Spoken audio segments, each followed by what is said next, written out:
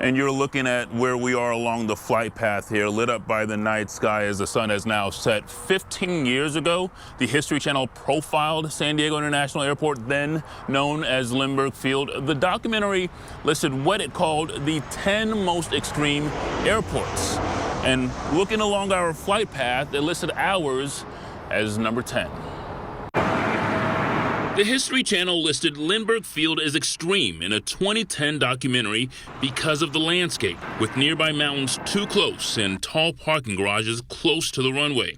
In 2010, Team 10 questioned the documentary's view of the airport. Is this a dangerous airport? No. Is it a challenging airport? Yes. Our reporter also hopped onto a flight with pilot Frank Tullo. He was Continental Airlines chief pilot in Los Angeles and Honolulu, and flew commercially for 33 years. Runway 27, clear for takeoff.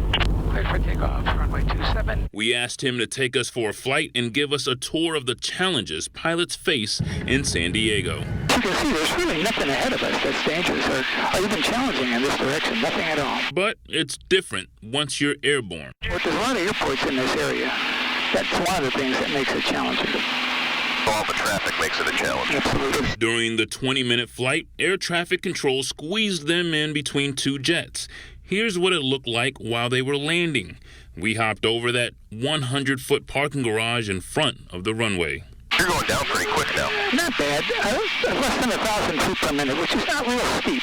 This is very, very typical for an airport. Back on the ground, we talked about how the city grew up around its airport, creating a downtown location that, while convenient, forces pilots to work a little harder.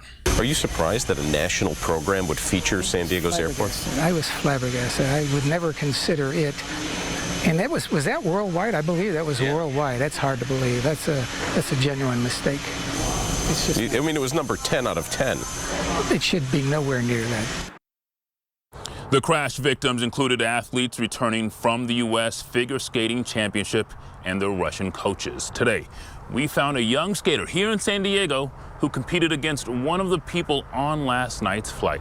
My brother competed against one of the people on that plane, and I also competed against one of the people on that plane, and that's just really devastating. Even if we're working against each other, we're still like a team. We skate at the same rinks, and we do practice ice on the same ice, so we're like family, we're like friends.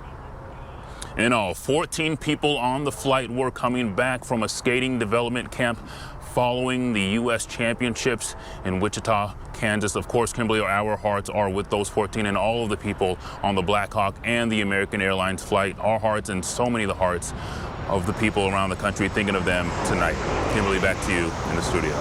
So many people devastated by last night's crash. Wale, Aliyu, thank you for the live update.